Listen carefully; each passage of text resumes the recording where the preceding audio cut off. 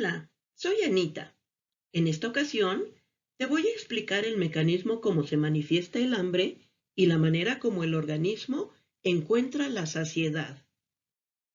La sensación de hambre es una alerta que tiene el organismo para marcar la necesidad de ingerir alimento y de esta manera poder cubrir los requerimientos energéticos del metabolismo. Esta acción termina cuando es saciada esa sensación. La gente generalmente confunde el hambre con el apetito y no es lo mismo. En esta tabla vemos algunas diferencias, donde se resalta que el hambre corresponde a una necesidad fisiológica, ya que tiene manifestaciones corporales y se desarrolla de forma gradual, por lo que no se puede controlar una vez que se manifiesta. En cuanto al apetito vemos que es un impulso instintivo que contiene muchas emociones que marcan el deseo de comer, aun cuando el organismo no requiera cubrir gastos energéticos. El apetito aparece de forma repentina, sin manifestaciones corporales, y se puede aprender a controlar o a ignorar. Algunos reconocen este apetito como hambre emocional. La regulación del hambre y la ingesta de alimentos está controlada por señales hormonales y neuronales desarrolladas por distintas zonas cerebrales. Una de las regiones cerebrales que es clave en el control del hambre es el hipotálamo, ya que tiene conexiones recíprocas entre algunas vías límbicas relacionadas con el placer y el tronco cerebral. Dentro del cerebro encontramos varias regiones importantes que controlan nuestro metabolismo y comportamiento.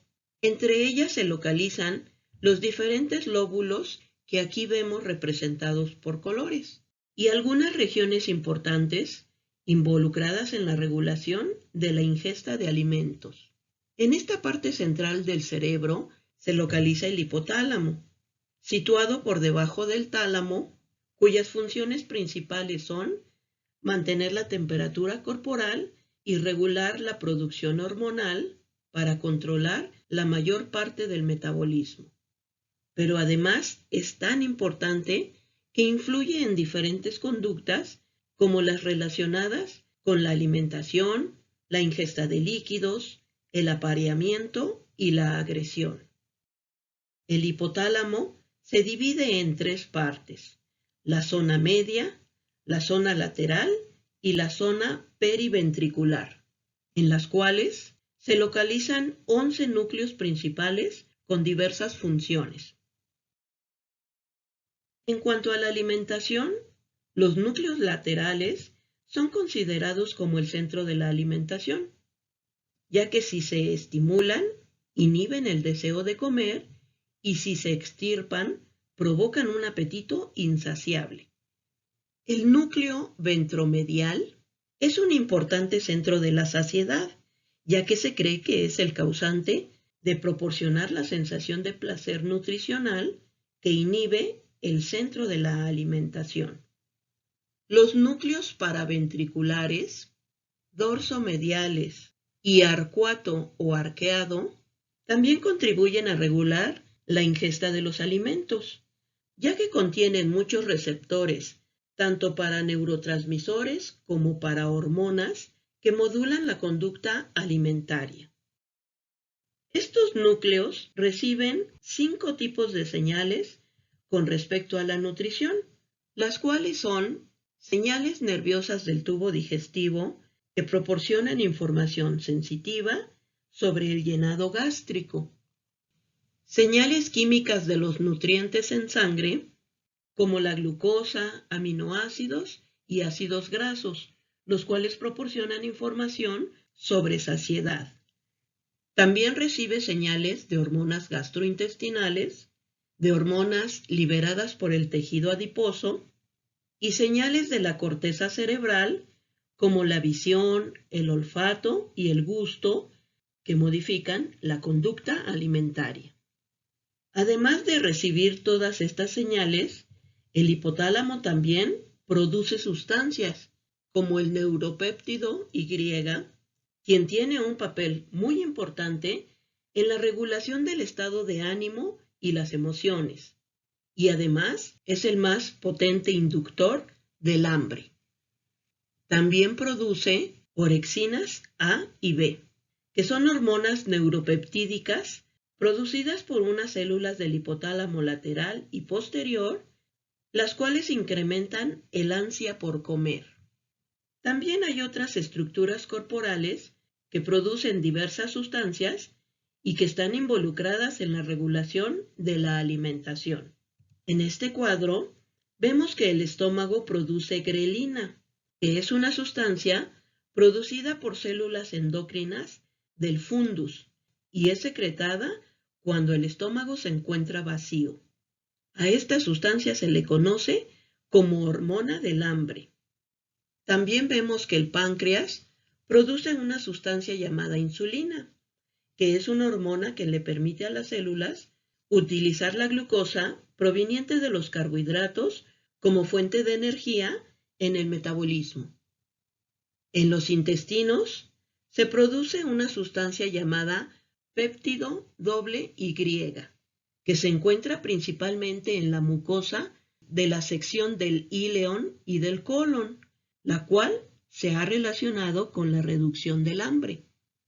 En el caso del tejido adiposo, se producen dos sustancias, la leptina, que es una hormona que inhibe la ingestión alimentaria e incrementa el gasto energético, y la adiponectina, que es una hormona que actúa sobre el hígado y el músculo, donde regula el equilibrio metabólico.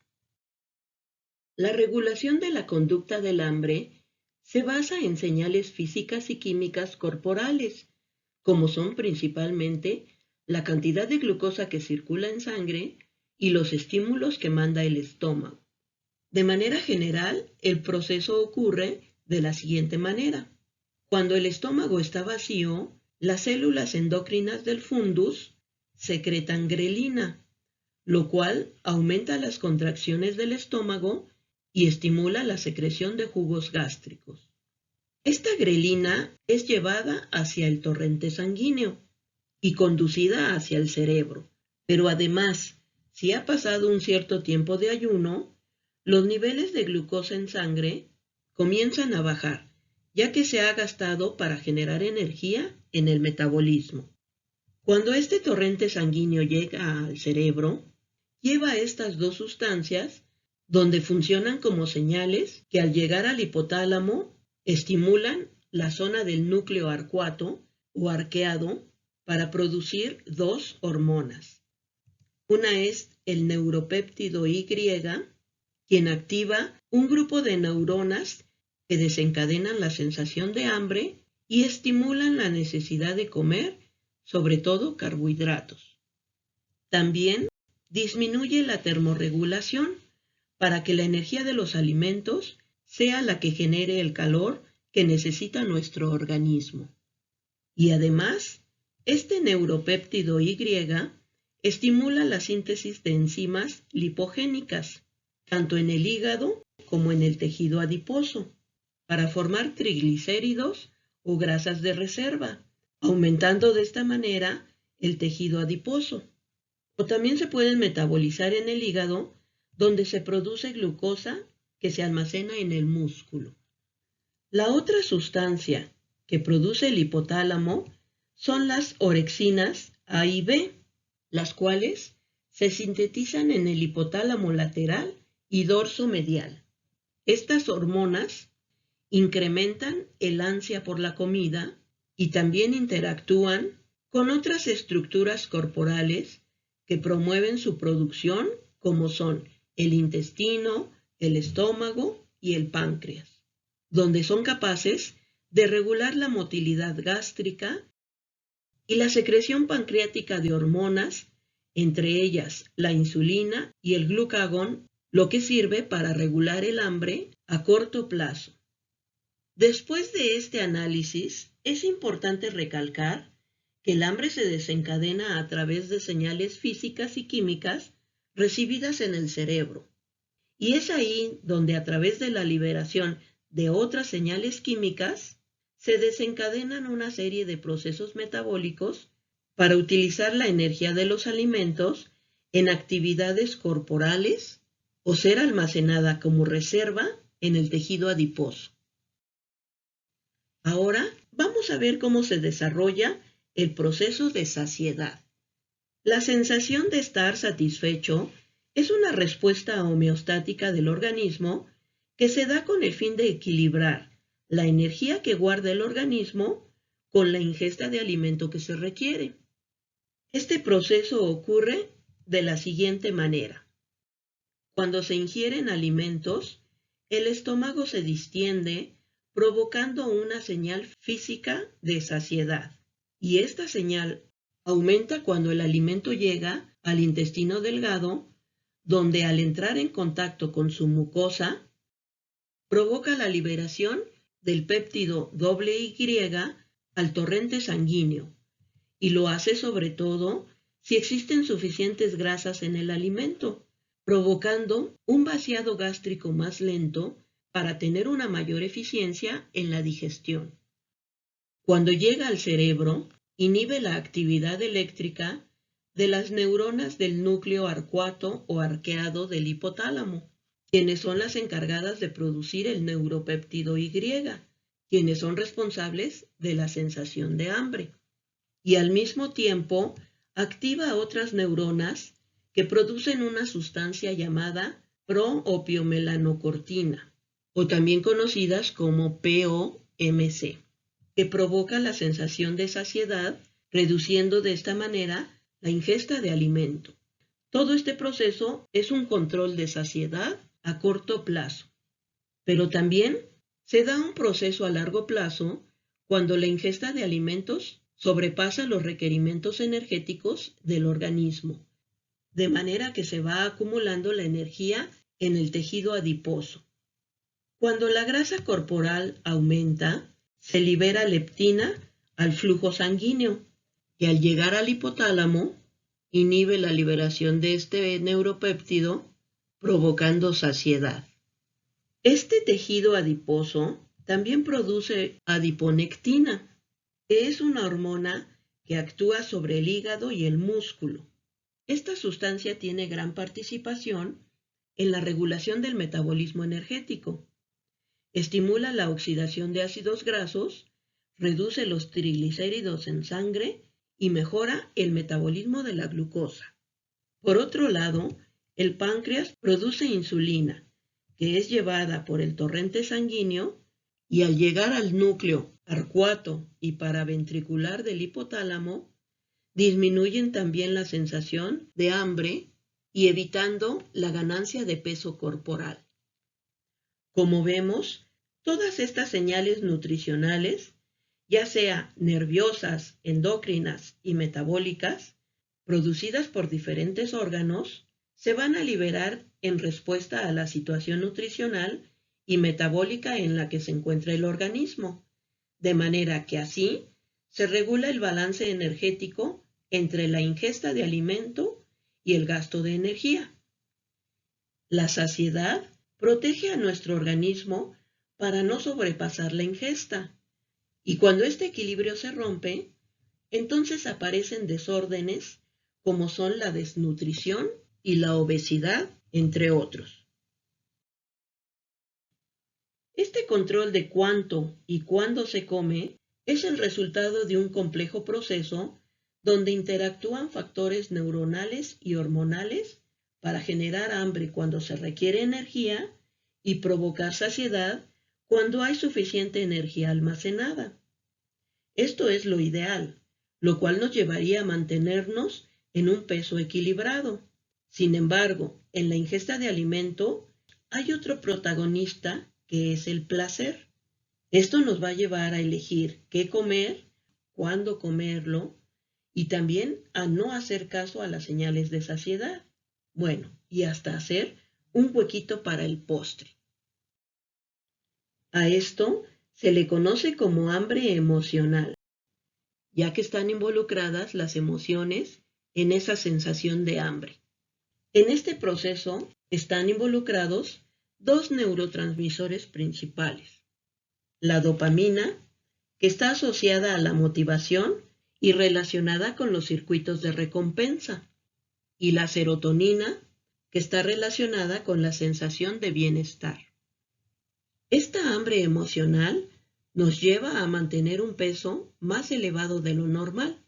Para poder vencer esta hambre emocional, hay que prestar más atención a las sensaciones corporales para identificar si vamos a comer por hambre, o por ansiedad, o por simple aburrimiento. En estos casos se recomienda beber agua antes de comer para poder vencer a esa ansiedad. También es bueno comer tranquilo y sentado y dedicarle el tiempo suficiente a la comida, por lo menos 20 minutos. Además, es importante utilizar todos los sentidos para disfrutar ese alimento. Es importante masticar varias veces el alimento y no esperar a sentir el estómago lleno, ya que la señal de saciedad tarda entre 15 a 20 minutos en llegar al cerebro. Además, hay que preferir alimentos naturales, no industrializados, elaborar un menú diario y hacer ejercicio. Si seguimos estas recomendaciones, podemos llegar a vencer esa hambre emocional. Al final de toda esta explicación, podemos ver que el conocimiento del sistema de regulación de la alimentación nos deja ver la complejidad de su naturaleza y nos lleva a considerar que el origen de las patologías asociadas a las alteraciones de la alimentación, como es el caso de la obesidad, la desnutrición, la anorexia, entre muchas otras, se desarrollan más bien por desequilibrios neurológicos que por desarreglos metabólicos. Este tema es muy interesante y todavía hay mucho por descubrir. Vamos a dejar hasta aquí el tema y espero que te haya sido útil toda esta información. Te invito a ver los videos anteriores donde explico la estructura y el funcionamiento del aparato digestivo para que quede comprendido el tema de manera integral. Nos vemos en la próxima. Gracias.